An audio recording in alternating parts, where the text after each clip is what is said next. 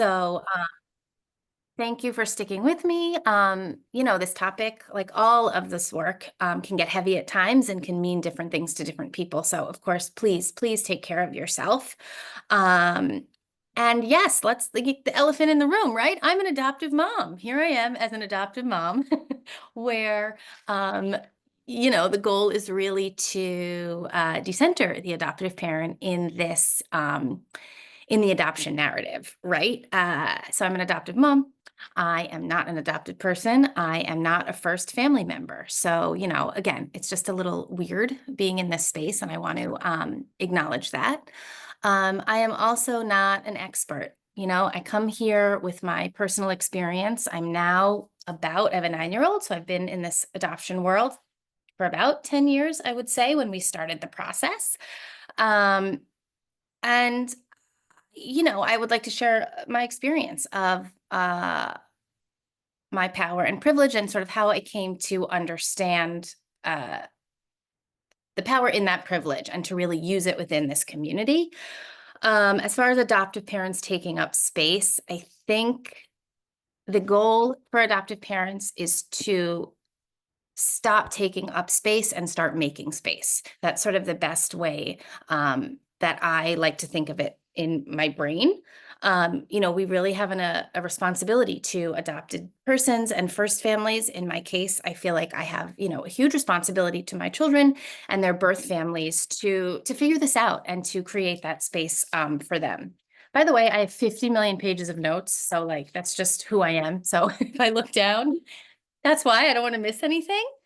I do want to briefly talk before I share my first slide, which is short and sweet and easy, about how oftentimes in this work, the burden of education falls to the adoptee and the adopted person. And when we do this work, I encourage us all to think about it in terms of anti-racism work. So if you've even dipped your toes into anti-racism work, you know that the goal is to really use Black and Brown people as our guides.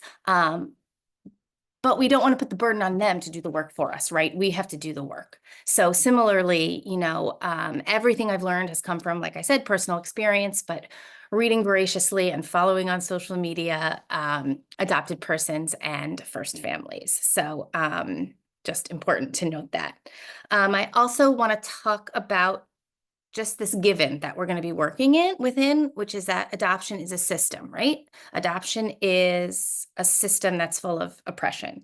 And there's a quote in Adoption Unfiltered. I'm not sure if you know that book. I can share resources at the end, or I'll get them to you all somehow.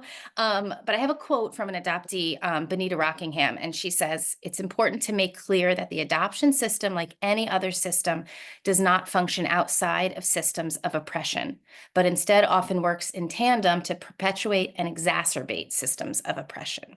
And when we talk about other systems of oppression, right, classism, sexism, racism, I mean, all systems, there's oppression and there's power and privilege. And adoption fits right in there, right? It is not, thank you, Catherine. Adoption is just not how a family is built, right? We all know it's far more complicated than that. And when I was in graduate school, we studied, it was a theater degree, but we really were studying oppression and how the oppressor and the oppressed interact with each other. And there was a seminal text called Pedagogy of the Oppressed by Paulo Freire. And those are some of his principles that I'm going to walk you through, and that lens to look at not only the role of the adopted parent in shifting the narrative, but also the role just in dismantling the system of adoption or trying to make it better. And I come to this work and this idea of systems and oppression really through that lens of race. So my boys are Black and I'm white. And so thankfully, my goodness, I was in graduate school studying all of this when my older son was born. And it was really then that I began to think about my whiteness and my white motherhood in regards to his birth mother's Black motherhood, right? And she is a mother, right? That's part of shifting this narrative. It's not just me. I'm sharing this. And I really began to see the entitlement of what of white motherhood, of my motherhood, right? I wanted a baby, so I was going to have a baby. Truly, like that's how this started. And it didn't even occur to me that I shouldn't adopt, or that like it was complicated, or that maybe I should adopt within my own race. Like that just wasn't part of the conversation when we started. So anyway, I started really thinking about race, and again, my motherhood and all the reasons why I was able to mother and she was not, right? And we talk about adoption being a choice for expectant parents, and I would argue it's not much of a choice when you're stuck between a rock and a hard place, right? And I remember being told, well, if she could parent, she would, right? And it was like, oh, wow, that's amazing. She's so great. Like when we first heard about her. And then in doing this work, that question, that reflection that I'm going to talk about of like, well, why couldn't she? Why couldn't she parent, right? And that brings up, again, these systems that are just working against her, really, and what she wanted, and that, I'm benefiting from. So that's just a little bit about my story. Please, as I share and we dive into this work, interrupt. I'm going to try to keep my eyes on the chat, but I'm often terrible at that. And again, this is really going to be about a lens of curiosity, right? And self-reflection and questioning. And I think with that lens is where you can really, when you're able to ask questions, it's an exercise in sort of seeing things from all different angles, right? Which is not going to be the dominant narrative that we're used to in adoption.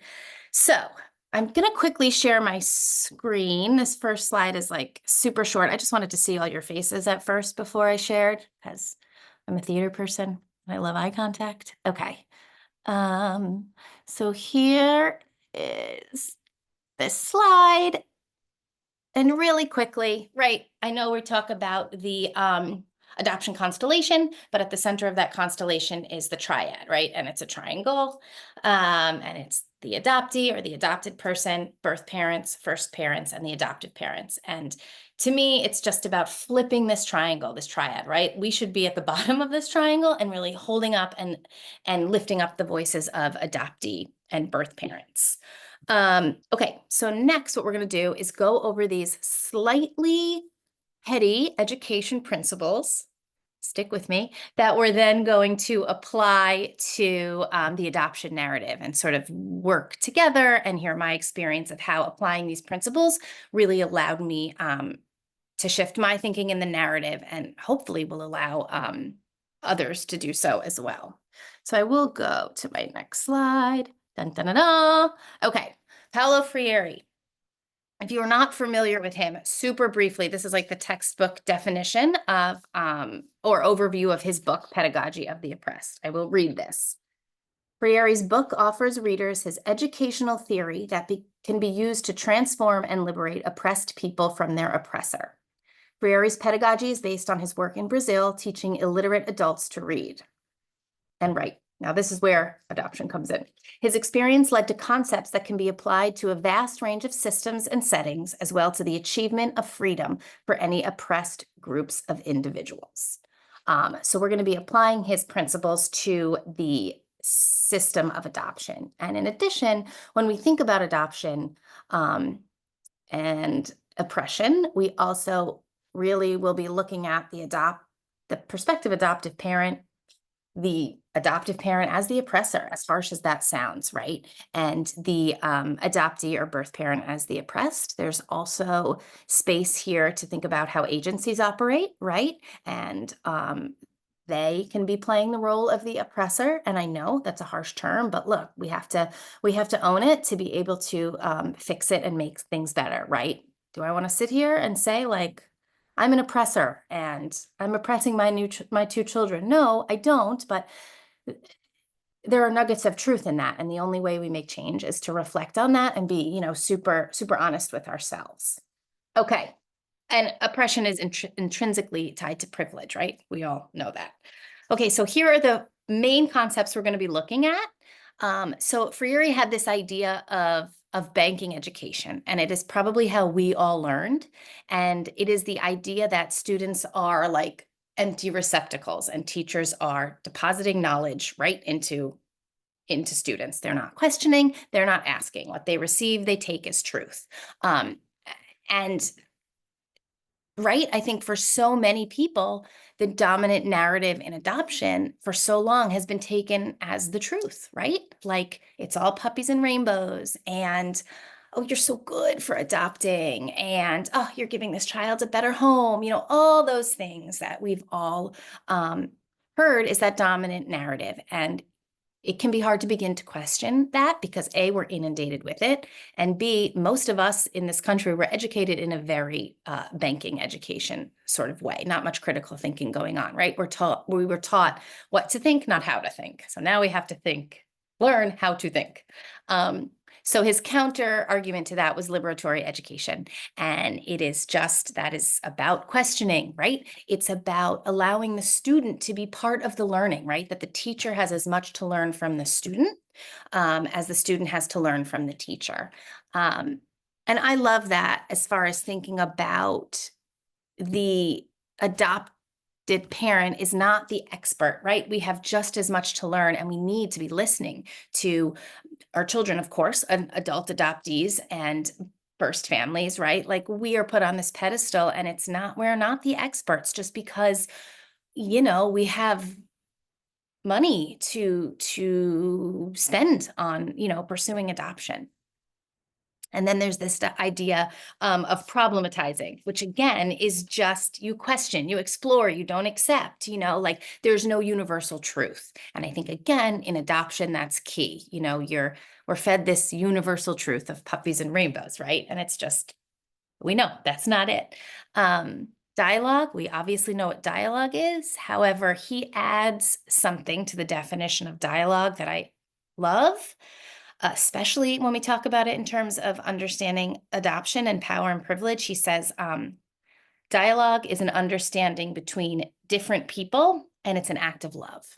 And I just, we can get so defensive in this work, or I can, and I can't speak for everybody else. And so it keeps me humble and grounded in remembering that this is an act of love. And again, this quote on the page, love is an act of courage, not of fear. And I think love is an action. And that's why we're all here, right? There is a way to see love as an action. And for adoptive parents, we love our kids, right? So we have to take action to make this system and their role in the narrative at the forefront.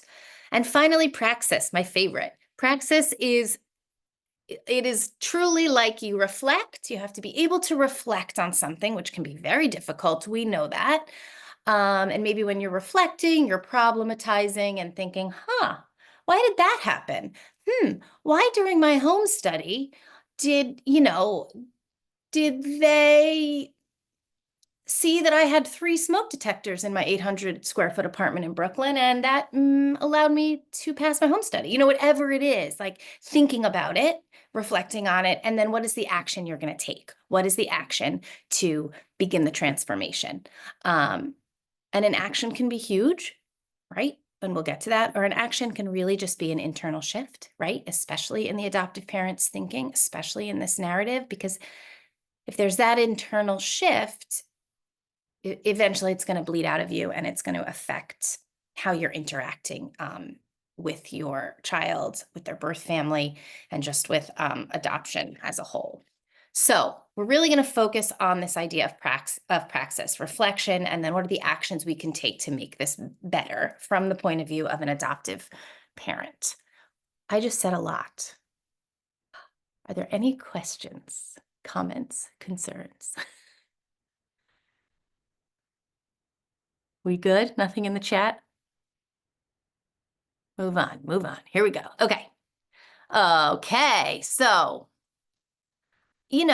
what do you see when you look at this picture? Put it in the chat. Or what does the world see when they look at this picture? I'm going to stop sharing for a minute.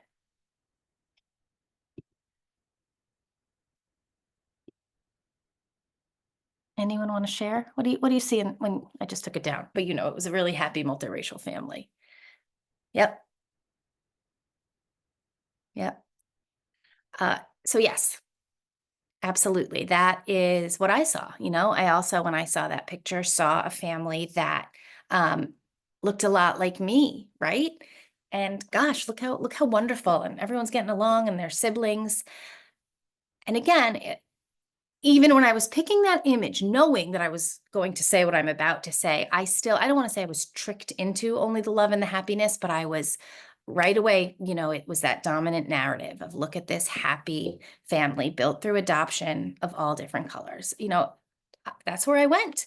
And then I stopped again, and this reflection piece, which is really hard sometimes to interrupt your own thoughts. Um, what am I not seeing, right? What is not in this picture? And again, it's just that tiny piece of self-reflection that can lead to a lot more complex thoughts, which is what we need, right? And the piece of this that's so important is we really need to understand the power and the privilege of those really happy, altruistic savior parents. And I'm saying that a little tongue in cheek there, right? Um, so briefly, let's talk about the power of adoptive parents, okay? And let me say too, a lot of this lens is through domestic private infant adoption, right? So agencies, big fees. Um, so before adoptive parents even, or parents, people enter the adoption process, they are coming with a lot of power and privilege, right? Adoptive parents in private domestic adoptions tend to have higher education levels and higher income levels than the average American. Most adoptive parents have a bachelor's degree, and many have advanced degrees, which in this country, it means something. Whether that means you're actually educated or not, we can get into that, but it means something. It does give you power and privilege. As far as income, in private domestic adoptions, 33% of households have an income that's more than 400% above the poverty threshold. So when adults are going to an agency to pursue adoption, they are already entering this system with so much. And then they're entering a system that favors them above all else. And I will stop here and remind you that my family was built through adoption. I am deeply obsessed with my children, uh, but it is so problematic. And I've sort of come to really obviously dig into that. Okay, so we enter the system with all this power, right? Um, and we have to then think about, okay, this system, this agency, right? So you start thinking about the relationship with the agency. Who is the client? Who is the agency's client? Is it the prospective adoptive parent? Yeah, it sure is, And no matter how unbiased your options counseling is and how much you are supporting expectant parents through the process, the reality is we are the ones writing the checks. Many smaller agencies, not all agencies, but keep their doors open through placements, through those fees, right? So again, it's client centered, and we're the client. And that, I mean, right there, before there's even an expectant mother or a child, right? You are that adoptive parent is just sort of skyrocketed to the top. And that's when you begin to reflect on, as an adoptive parent or a prospective adoptive parent, what can I be asking my agency, right? What, if I really understand this process, what should I be asking, right? What does post-placement support look like? What does my education look like, right? Like, what are you going to teach me before entering into this process? And is it just like hair care if it's transracial adoption? Boy, I hope not, right? The education is key, and as you become to when you as you use praxis and you reflect, an action can be, I'm going to hold my agency accountable. I want to ask really specific questions here. So that's, part of it. And then I don't have to get into the history of adoption, right? We all know, and it's really clear who holds the power for so many reasons. You think about, The Girls Who Gone Away, that book or Went Away, who we're probably very familiar with, right? Um, and how, when we talk about flipping the script or flipping the narrative, adoptive parents bring baby home and that birth mother is whoosh, she's gone. She is gone. I mean, it was best practice to act as though that you gave birth to that child, right? So what does that say about our power and privilege and about taking that entire piece of this puzzle out of the equation? And what that also then does, and I talk of this in terms of your child because my boys are still young, my children, right? And their family and their sense of identity. So we're just going to erase that. And we have the power and privilege to do that, right? We can just keep our mouth shut even now, right? Closed adoptions and open adoptions. I mean, either way, I believe there's a way to bring the birth family voice into the picture. But adoptive parents, they legally are the parents of this child. They don't have to say anything, right? And that, I'm not an adopted person. I can just speak about how I've seen that reflected in my boys, or it's incredibly difficult, right? We have an open adoption, which I can talk about at some point. Somebody asked, what's the most challenging thing about open adoption? And I actually really surprised myself. I reflected on it and I said, oh my gosh, it's leaving visits with my son's birth family. Like, I can't believe that that's not the person who was like, what's open adoption? Forget that, realizing what it means to my children and seeing them and seeing more of them with their birth family it's profound. And again, it's part of that. They can educate themselves out of a sale or a transaction. Do you mean adoptive parents? Prospective adoptive parents, right? No, I was talking about the agencies. Oh, Educate the parents enough that they would be like, you know what? No, I don't think I want to exactly. do that. They would Right. educate them out of a sale. Right. And which obviously they don't want to do, right? There's that conflict of interest, right? And I would argue like very few people should be approved to adopt, right? Like let's get them out of there. But anyway, I digress back to this power of the adoptive parents. We already spoke a little bit about that phrase, you're giving your child a better life, to an expectant parent. Better. I mean, the language alone is putting that adoptive parent on such a pedestal when, we know it's not a better life, it's a different life, right? Sure, maybe better in terms of resources, but, again, if we had 7 hours, we could dig into that. But just that easy language that rolls off the tongue at agencies, and not even agencies, right?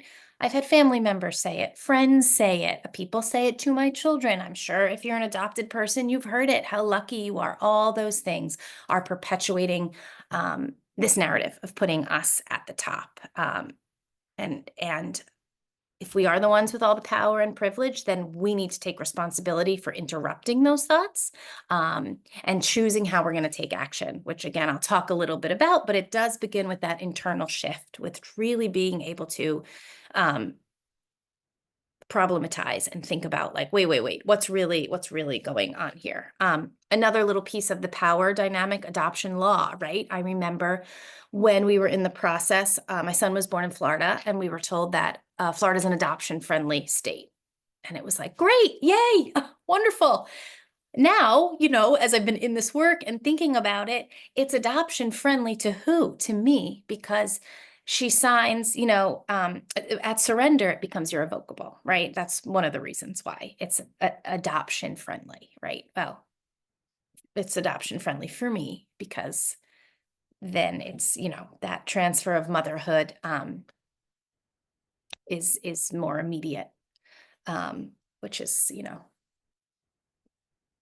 so problematic. And underpinning all of this is money, right? The power of the purse. It costs a lot of money to adopt a child. And when we reflect on that too, you can think about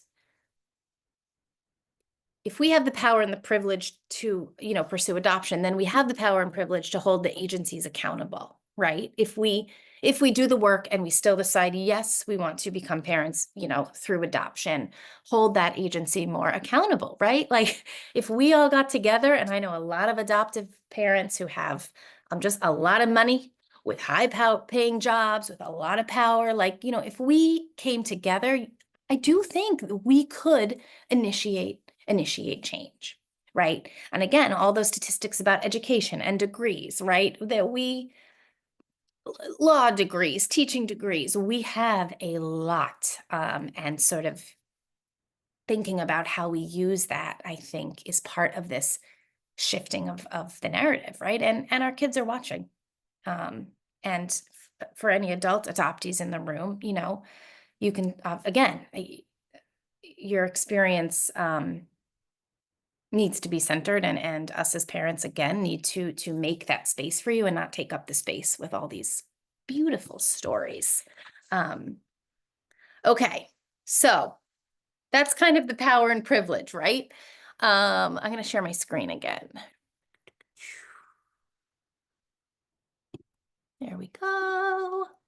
Okay, next slide. I'm getting good now. um okay, this idea of my story, and when I said your story, I was thinking about speaking to other adoptive parents, right? So it's my story, your story. Um, and that's not their story. That's not your child's story. Um, and I think it can be really hard to separate. Well, I know for me, it was very hard to separate our stories, right? But I think it's so important to remember that we all have the same given set of circumstances, right? But the stories we create that surround those given set of circumstances can be entirely different, right? From a different perspective. And again, as the dominant narrative, it's easy to kind of bulldoze through that, right? So I want to just share to give you an example of this idea of reflection and action. So I'm going to share a tiny bit of my child's one of my child's adoption stories, how I used to tell it. And yeah. So we were waiting for him to be born in the waiting room, and all of a sudden a little baby was wheeled out with this okay, I have to tell the story how I would have told it. So the baby was wheeled out with my baby, I'm sorry, was wheeled out with his birth father. So that's how we knew it was our baby, because we knew his birth father. So my husband and I, we run over, we give our phone to the nurse, you know, and we're taking pictures. It's the first time I see my son. I mean, it's like it's an incredible moment. I knew him right away that it was him. Which was very different from my second son. So anyway, we are celebrating and the nurse is taking pictures. And then she looks at us and she says, "I'm sorry, who are you?" And we just laughed and laughed and laughed. Um, so then they wheeled him like to the nursery, and it was like a big glass, you know, we could see in. So we're watching her like poke him and prod him and do all the things you do with newborns.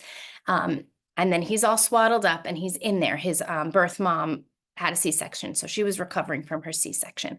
So we're there, and I want to say we were staring for 2 hours at least. And then all of a sudden, Nurse Amy was her name. She came out and she went like this to us, and we followed her into this room and sat in this like the room where doctors would sleep if they are working overnight. There's a cot, there's a table with 2 chairs. So we sit down, she leaves, and all of a sudden she comes back in again, holding the baby, and places him in my arms and says, "I'm not allowed to take pictures now, but I'm leaving." And she winks. And there I was, my husband and I, with our son. And it was incredible. I'll stop the story there. So I always told this story with so much joy. Um, and there is still so much joy. It's the moment I met my son, right? I will not ever take that away from my personal experience, and I'm going to own that. Um, however, there's just, I mean, the problems, he wasn't my son, right? First and foremost, he was her son. Surrenders were not signed. Um, She was his mother, supposed to be making all of the decisions. She never, ever gave permission to that nurse to allow strangers into to hold her child. Um, and the nurse just centered us in this beautiful family who had been waiting for their baby. The other part of that story, I don't know if you noticed, I said that the birth father, at that point, the father walked out. When in my telling of the story, poof, he just disappeared, right? Like, wait a minute, he's part of this too. But in my retelling of that story for years, that's essential. I was probably told it in a way more positive light, even. That was the story I was telling. And it was through this idea, through deep reflection that I, realized like, oh gosh, that's really problematic. Um, and I'm centering myself, and I'm absolutely not centering his first mother or him for that matter, right? And also, yes, I just shared a deeply personal part of his story, and I thought long and hard about doing that. I chose to do it. Um, but so much of it is his, right? It's not mine. So when we think about problematizing in this reflection, it's like, how do we share? Who do we share it with? Why are we sharing? All these pieces need to inform how adoptive parents talk about this to make sure that we are not centering ourselves. Um, and I was just reading this idea about adoption story versus birth story, which I found really interesting. Like, we have these adopted persons have these adoption stories, right? And they start with when their parents met them for the first time. Um, but very rarely, even in an open adoption, do they know their birth story, right? That they don't hear that part of their story growing up with their adoptive parents. What they hear is their adoption story over and over and over. Um, and that too, that's, part of their identity. So how do you leave space for that when you're talking to your child to even from a tiny age to know to begin to validate their experience, and how do you talk about it with others to leave space for that, right? um I don't know if there's an answer. Or I'm sure there's many answers. I thought about when I'm talking to my boys saying, and again, I have an open adoption with both of their birth mothers, so I do have I have an idea of what was going on. I have an idea enough that I could say, at least with my younger son, you were so loved on and you were held, and I talked to your tummy mommy on the phone. I can fill in some of those blanks, but I think my gut would be to not even go there, to talk about the moment we walked into that hospital room, which takes away a huge part of his life and his first mother's experience. And then these are just two other interesting tidbits when we think about centering the adopted person's story. Narratives report truth as the narrator understands it. Who's the narrator? It's me. It's the it's the adoptive parent, right? Um, and that's what people want to hear. And so it's up to us to disrupt that and to invite space when talking to. I'm thinking about like talking with my friends when we're out for drinks, talking about it, of course, with my children, just all the places where you can kind of create that space for other people to just think slightly differently about this adoption narrative. And then language, we know language matters so much in this work. It makes stories come to life. And what are the words we're using? Even as children get older, that developmentally, my boys eventually can, sooner than later, can understand when we talk about expectant mom, or she was your mama until she chose me. Again, I'm like, nope, that's problematic. Like, you can go really deep with it. And you should, but I think the point is to be thinking in that way, like, where are all the tiny shifts you can make in language to support, in this instance, the really the adopted person, your child. And then moving on, this slide. So this is really where I just want to talk about centering the first parent, or the birth parent voice, our children and their family. So that phrase, when I first was thinking about it, was hard to hear. right? I'm his family. I'm my boy's family. But thinking about it in terms of our children and their family, right? Their first family. They are their family. And when we talk about them now, we don't call them your birth family, or I guess we do say birth mom and tummy mommy to my little guy. But beyond that, it's your family. It's your Buffalo family. My little guy was born in Buffalo, right? It's your Florida family. And just after the last visit we had with one of my boys' birth families, I realized that it wasn't about us welcoming a child into our home. We made the shift to think of it as they allowed us into their family. This birth family allowed us in, right? When we go there, we are meeting aunties and uncles and grandparents, and it's a huge gift. And I think just in terms of the way we think about our power and privilege and kind of place ourselves in the narrative, it allows for an internal shift within my own family, with my husband and I and our boys, to really view it that way, that they have allowed us in this open adoption to be a part of their family. And what can we do to show gratitude and graciousness and include all they have to offer in our lives? Told you I had notes. Let's see, what am I missing? Oh, love makes a family, right? We all know. Hugely problematic. What about DNA? What about genetics? But that's where it used to stop for me. And the deeper I went into this work and the more reflection I did, it was like love makes a family, love breaks a family when we think about the separation of a child's first family, right? And really sitting with that and what it means and what it means to my motherhood and the power and privilege that sort of allowed for a family or two families. I'm adopted mom twice, two families to be broken so my family could be built.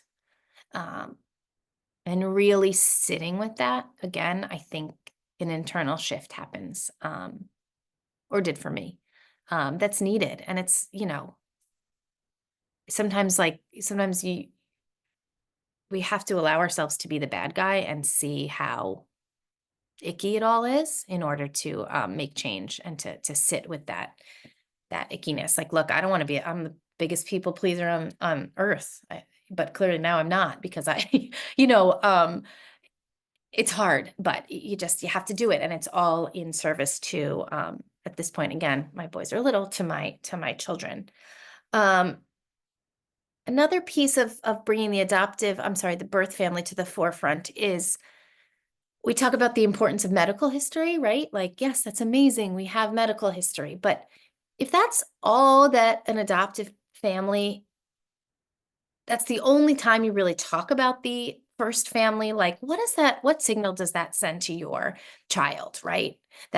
We are taking more information, but we are not honoring them. We are not speaking about them about them at the dinner table, or we're only speaking about them before visits, right? I think it's important to be really conscious of when and how often we're bringing up our children's first families. And I think in closed adoptions, I've talked about this with friends, it's possible to begin to make a shift. It's possible to say, wow, you have a beautiful smile. I wonder if you got that from your birth grandma.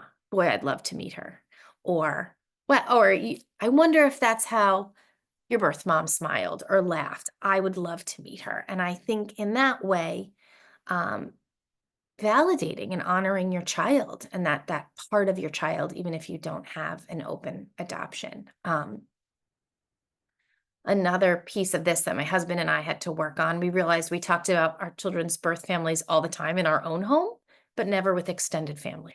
So we're at Thanksgiving, we're at Christmas, and we're not, birth family's not part of that family. They're only part of our family when we're in our home. So taking an action step to make sure we are speaking about them with respect, at our holidays with our extended family, having Thanksgiving, having their favorite dishes on our table, and talking about that. with our Thanksgiving toast. So my boys feel honored and seen for all of who they are, not just for their adoptive family. I'm trying to think if there's other little ways. That might be it on this slide. Oh, just again, my own reflection. And I said this, when we started this process, I wanted a baby, full stop. And realizing how problematic that was, and just being really deeply reflective of how I have supported the dominant narrative up until, it's been a number of years ago, or it's, it's a journey. It's still going, It's funny, I was talking to my husband about this last night, and he said, but Katy, we went through the process twice. What made you do it again, knowing how problematic it is? And I was like, I hadn't thought of that. And, the truth is, I don't think I was as aware when we started the process the second time as I am now. So then the question was posed, okay, if we financially could do it again, would you, knowing what you know now? And that was a really hard question, because my gut instinct is, yes, I would have a third child in a heartbeat. But is that the right answer? Knowing what I know, should my resources be going more towards family preservation? Should my resources be going more towards making sure the children I have now have adoption competent therapists? Should it, it caused a lot of deep reflection, and thinking about my power and privilege, and if money were no object, how would I be using those finances right now? I don't even know what time it is. Oh, 3:45. How's everybody doing? Let me do a little check-in. Everyone good?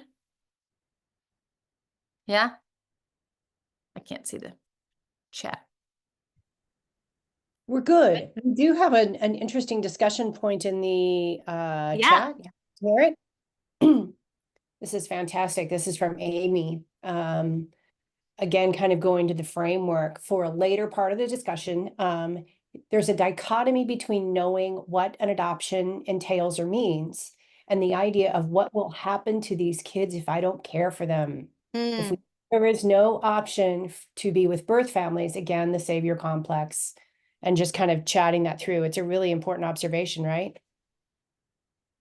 Yeah, can you read it one more time, if you don't mind? That there's a dichotomy between knowing what an adoption means or entails, and the idea of what will happen to these kids if I don't care for them, especially if we know that there is no option to be with birth family. Right.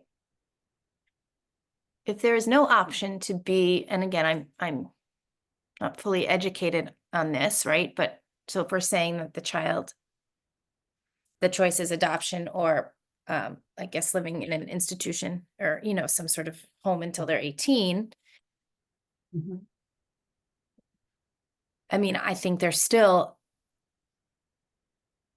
you could really fall into that trap as an adoptive parent of, oh, I am giving this child a better life, but maybe then it's like a life they wouldn't have had otherwise. And still your role can still be problematic, right? In how you move forward in raising the child. I mean, that was my question. I don't know that there's an answer. Yeah. But I think it's definitely something to just be considered, because you have this, I know I can give these children a good home. I know, I know what I can give them. If they can't be with their birth families, how do I know that somebody else can do that for them? Right. There's a lot of, I don't know, I would just think there's just a whole lot of difficulty in there once you're, trying to reconcile that. And I don't even know if it's fully reconcilable, but it's worth considering. Absolutely. And I think that's sort of, you hit the nail on the head. These Freirean concepts are ongoing, right? You're constantly reflecting, and nothing is ever done, for better or for worse. And I think so often in my own life, in this the culture in the United States is, you know, you get it done, you check it off the list, you do a good job. It's this, and that's just not, we can't think of things in that way. And it is a major shift in thinking, I think, right? Like innately we all want an answer, but I think in this work, there's no answers. There's just more questions, but it's those questions that I think lead us to take better care with the whole, with the people involved, right? With the adoptees involved and first families involved. I catch myself too. Obviously, I think about, you know, one of my children is autistic, right? And so he requires a lot of resources I'm not sure his first family would have access to, right? And I find myself thinking things that I'm not proud of or that I have to question and problematize, right? Because I'll think, oh, thank God he's with us. And both can be true, right? Thank God he's with us and he has access to all these therapies, but holding space, right? Both and, right? Like, but what does he not have because he is not with his first family? And it's always taking, I think, that into consideration, and hoping that questioning is what allows adoptive parents to keep the privilege in check and the responsibility they have to raising adopted people. Yeah, can I actually jump in there and say something? Because you're touching on a dichotomy that is very present for me in my life. I was raised by a PhD school psychologist and a registered nurse, right? So I'm grateful for that. I'm grateful for their financial stability. I loved them both dearly. They were both good. I have a positive raising experience, and I'm grateful for that privilege, and I'm grateful for the sort of way that I grew up, which was when you graduate from high school and then go to college, right? And that sort of reinforcement of that possibility for my future. And then in learning what I have from my non-identifying information, I'm unfortunately not in reunion with my birth family. My grandmother worked in the school cafeteria and my mother, did, some of the same things. There wasn't an education level there. But who knows, right? I mean, what if being raised in that lower educated household would have pushed me into a completely different direction, right? Maybe that would have actually driven me to achieve more than the bachelor's degree I currently have. It's hard for me to compound what would have been different. And so, it goes back to exactly, what we've heard in both of our morning presentations is I love and am grateful for my raising parents, and I'm glad to have been raised by them. And I sort of wish I hadn't been adopted. Right. And it's dangerous when we play God. Do you know what I mean? I'm speaking from the adopted parent perspective of like, this is better, or this life, like, oh, that, it's not. Yeah, because we apply these judgments to these things. Yeah. We judgment to wealth and call it superior. Right. And in our country, right? I mean, we live in a capitalistic, we don't have all day here to talk about this, but like, that's another system, right? This system of oppression that we're existing in. And I mean, thank you, Jean, for sharing. I don't begin to understand the adoptee experience. So anytime somebody shares with me, it's really, I'm grateful, and it informs how I parent, really. So thank you for sharing. Katie, do you see that April has her hand raised? Now I do. Do I have to unmute you? I don't even, there we go. No, hi, I'm on hold with like a, service thing. Oh, so no. If you can hear, I'm, I think I might, no, I'm not giving up. Don't give up. I'm not going to give up. It's 53 minutes. Anyway, to geez, I can't even tell, 53 minutes, you can't even make it up. You can't make it up, but whatever. There was a couple of things, Amy, there was a conversation about answers, and I really think it's so fascinating to think about like where the deconstruction of some of the stuff lies. And it's like it's societal, and it's also circumstantial based on, you know, the space of adoption. And but I think of Indigenous communities where like they're just like, the disruption of that is another discussion for another day, but the inherent, like, we are all belonging to each other as family is something that like our sort of American society hasn't quite, like, it doesn't generally behave that way. So there are answers to a more like a continuous sort of family structure where everybody is everybody else's responsibility. But that's, we've kind of blown that up in our own way, you know, as we built that structure of one family is better than the other, and so that's over here. But I think also the answers are in having these conversations and shedding light on them. But to Jean's point, you know, the other piece of this, again, just goes more broad, is that I think a lot of humans go like, well, I wish I had other parents. Like, I wish I, you know, grew up on the West Coast versus the East Coast. I wish I was taller. I wish I, you know, but in the adoption experience, it's like, there's the whole other realm of reality that could have been. I'm hanging up. I hung up. Oh, I gave up. I gave up. I had to. But anyway, it was just too disruptive. I didn't want to be, you know, have that in the background.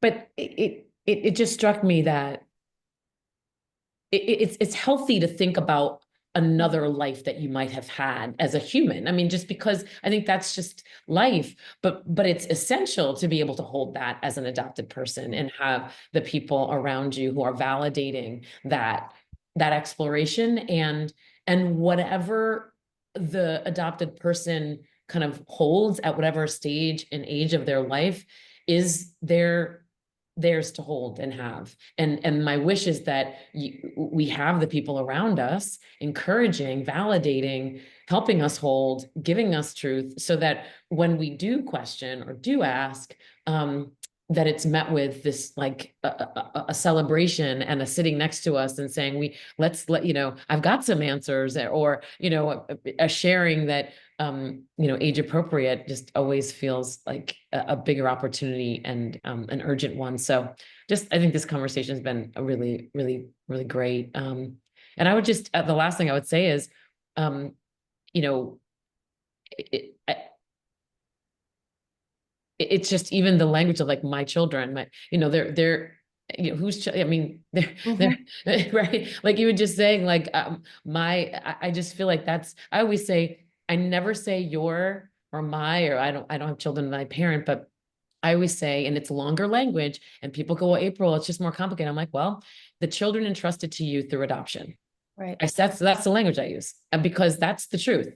And it feels much, much more of the reality of the circumstance. So anyway, just thought I would share. Well, it's when I'm with my son's birth moms, I always say our children. It just feels so much more appropriate. It feels so odd if I, you know, like my boys are, you know, and at first I used to try to just ignore the language our first few visits when we were getting to know each other. And then it's like, we need to talk about it, and it's our boys and our kids. And it feels better. I think too, one thing that you're saying that's so interesting, just in terms of creating a community of care around our children, and, you know, so badly wanting to have that with adoptive family and birth family, the reality of the power and privilege, especially so often in transracial adoption, and the differences of race and culture and socioeconomics. It's not hard. It's just, it is hard, but it needs to be considered, and how all of that kind of interacts with, you know, again, my own personal experience with the children that have been entrusted to me through adoption, how we all show up for them and their questions, and holding space for all that brings up, you know, with, again, just the stuff we have, and beyond stuff, but I think you all know what I'm getting at. Sorry, Dawn Marie, you have a question. Are you unmuted? No, yes, I'm unmuted. Okay. Thank you. I know the pluralities that we live in, I don't even say duality, but I wanted to note that in saying this dichotomy that we live with, we also live in a world that looks at families that blend through marriage, that's one way.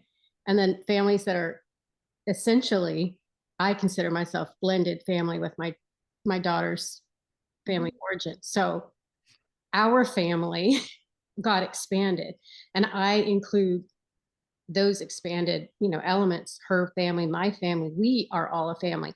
Nobody says, oh, are you going to invite your, maybe they do out of jokes, but like, are you going to invite your in-laws? Because you're the real, your family. Which parent side of the family matters? So my daughter's side of the family also matters. And we are very blended. We are not a transracial family. So we don't have that, that aspect. We do have we have the economic aspect. So, but I say that in my case, I can't really imagine not inviting or not including or not, in fact, Ava pushes back on my daughter would say, I invite them sometimes. Now, of course, I check with her. She's in charge and she just turned 18. But probably for the last 5 years, at least, I've asked her, and she sort of drives when we're going to have these interactions. My family all live out of state, and her side of the family live close.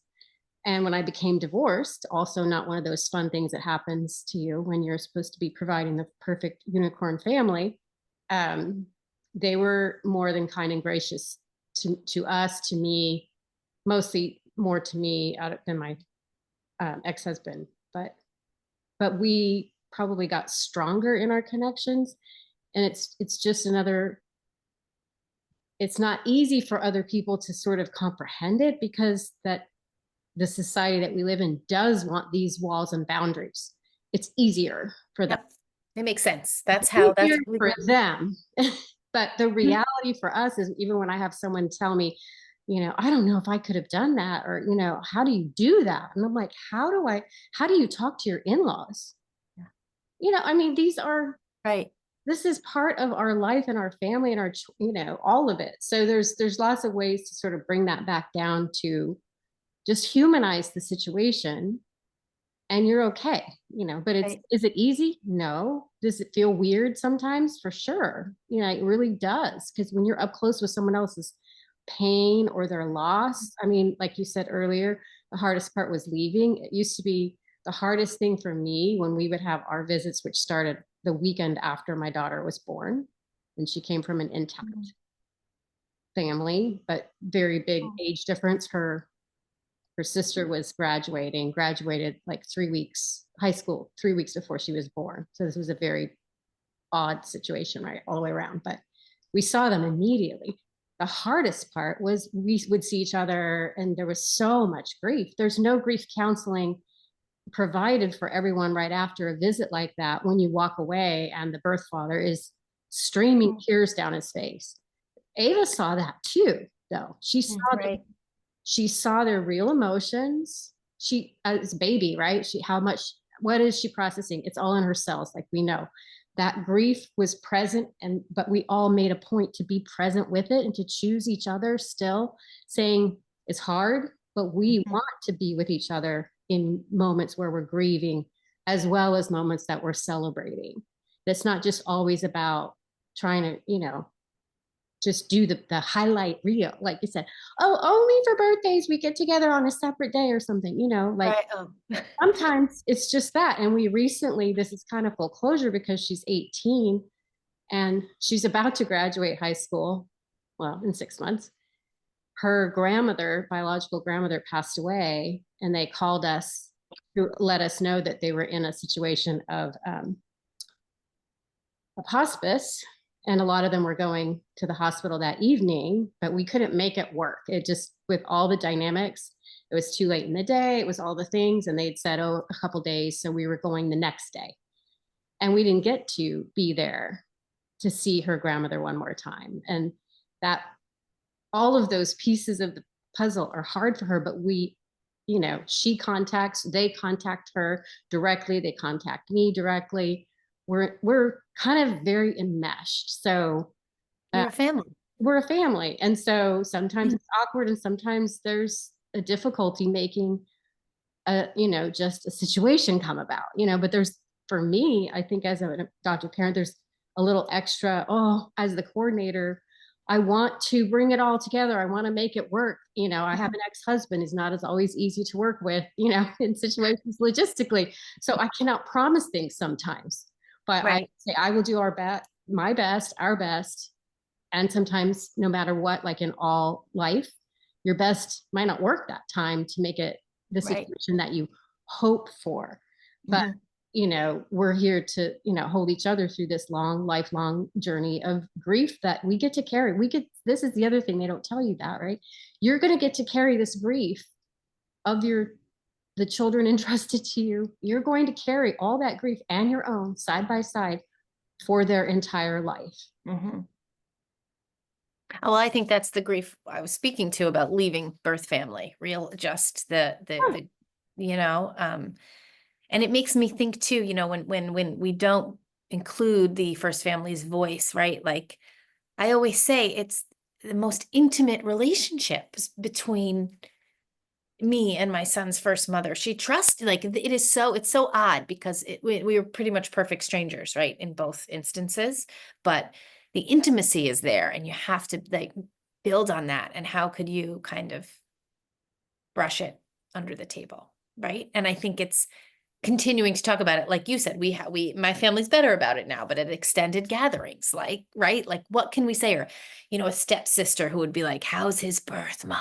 I'm like, what is that message is that sending to me? What is that saying about what you think about, it's so, and again, using that power and privilege and knowledge that some of us have to just name it all too, is like, it's not a secret, right? And they're our child's family just as much as, I just said stepsister, right? How are you? You're not a blood relation to me, more of a family member than my children's, full biological siblings and birth parents too. So Yeah, there's a lot of curiosity. So, sometimes it's just the normal thing is that for a lot of people, because we have to remember that still adoptive families are, a minority, right? So when people encounter this minority world, of, I don't know how that works, it piques their curiosity. And then we get the opportunity to help expand their awareness around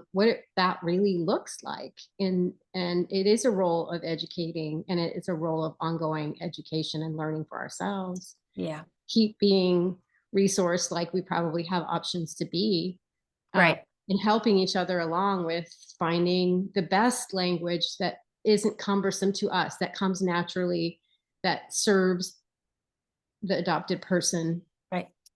more, than what it matters to our feelings. Because we can have a support peer group for our feelings, about. Right. But Yep. we also get to say, yeah, I did want a child, and this was sad for me that those things happened before. And then if you resolved your process there, and then you became part of this system, which now, maybe some of us might not choose, but at the time we did, you Yep. also have to give yourself grace and forgive that part and say, yes, like a lot of women, like most, like I won't say most women, but like a lot of women, I had a lot of loving feelings about becoming a mother because I actually had great parents, grandparents, extended family that loved on me. So I wanted to share that.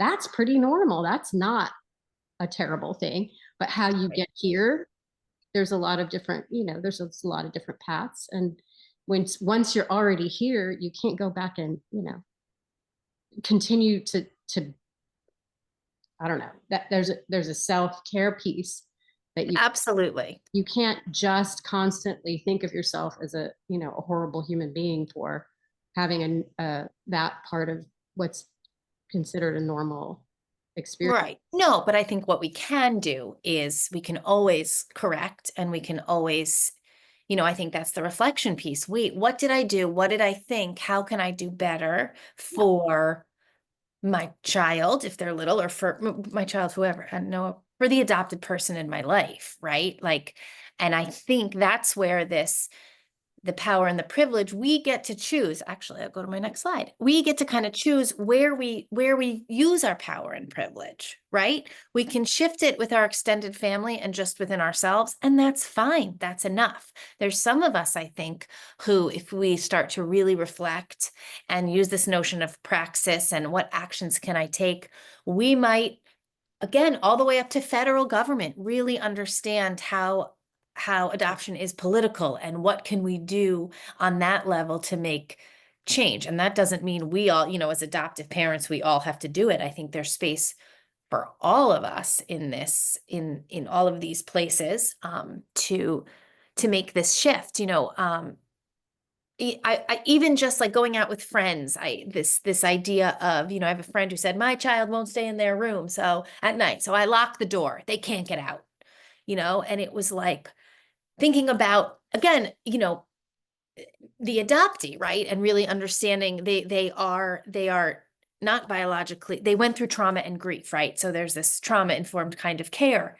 that nobody told me about when we started the process. It was, you will love him as your own, and that's the end of it, right? Like, so being out to drinks and talking to that friend and saying, wow, I'm not going to judge your parenting, but I would never do that with my son, because right now he's 9 and I still fall asleep with him because of learning abandonment and trust and all the stuff he's dealing with, right? So I think, like, with friends, an opportunity to educate them on that piece of it. So I think it can fall into so many categories. I have, super quick, recently I was speaking with a birth mother, and she shared that this coworker's bullet point. She shared that her child's parents were offered a job in Hong Kong. So they were going to move to Hong Kong.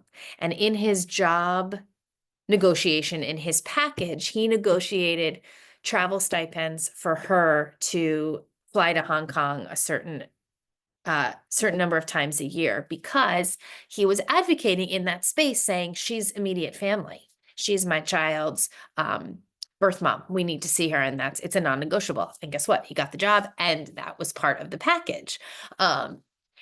And it's, to me, such an example of using that power and privilege in that space to center the first family, right? It's not always going to be so clear, cut and dry. You're not always going to get a yes.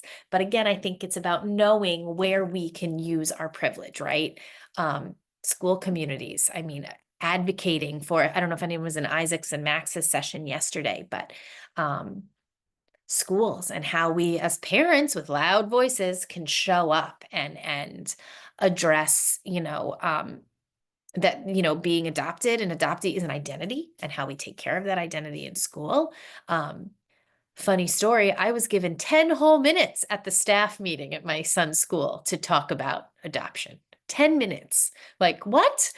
Well, not quite sure what, what the top line I can get across in 10 minutes. But even to me, that showed you're not valuing the adoptee as an identity. If you're giving me, first of all, and an adoptee will be with me. A friend of my son's mother is an adopted person, so we'll be doing it together.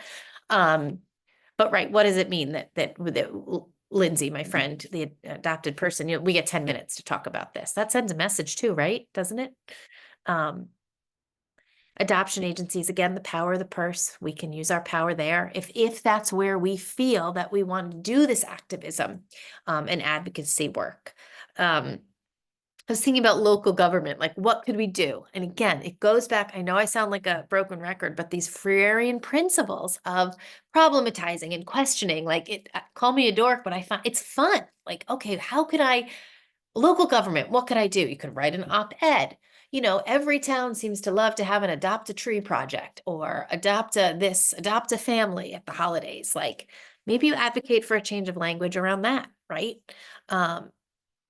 State government, birth certificates not being sealed. Like, again, we talk about, when we look at those statistics of the power adoptive parents have, even just in terms of education and degrees, right? Like, we can use it. We can use it from that tiny internal shift that might happen just with how we're working within our own small family unit to, like, the bigger system of adoption.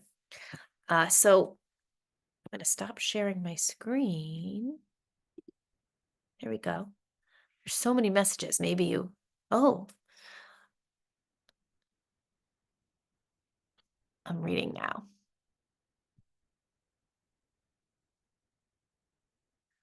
It's gonna be hard for me to read and focus on this last little bit of time we have. Does anyone have any questions? I feel like I'm not gonna catch up in the chat. I can. Oh, OBC, sorry. Is there anything anyone wants to share?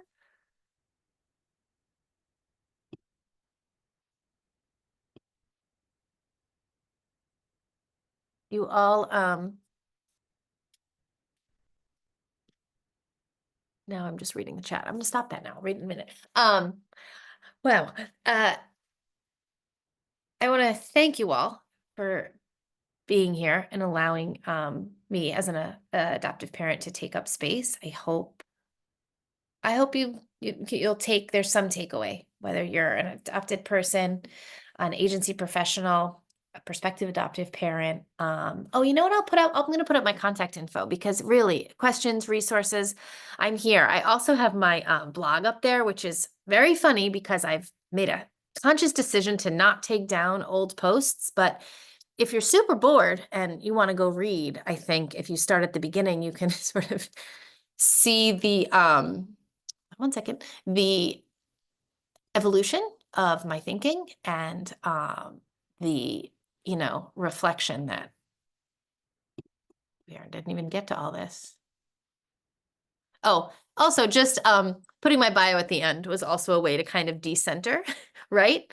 And those are my two boys, and over there, that's my little guy, Desi, Rory, and Desi's bio brother, running up ahead when we were all getting ice cream. There we go. There I am. That's my email. That's my Instagram. And that's my blog, where again, you can kind of see the progression from those butterfly and rainbow stories in the beginning to where I sit today. And that is really it. If there are no last thoughts, again, I just want to thank you all so much. And I hope you have a great, you might have more sessions you're going to. My goodness, take care of yourself and have a wonderful weekend. And please reach out if you have any questions at all. I'd be happy to chat. So thank you so much. All right, great discussion. Thank you. Have a good one. Thanks, everybody. Thank you. Bye.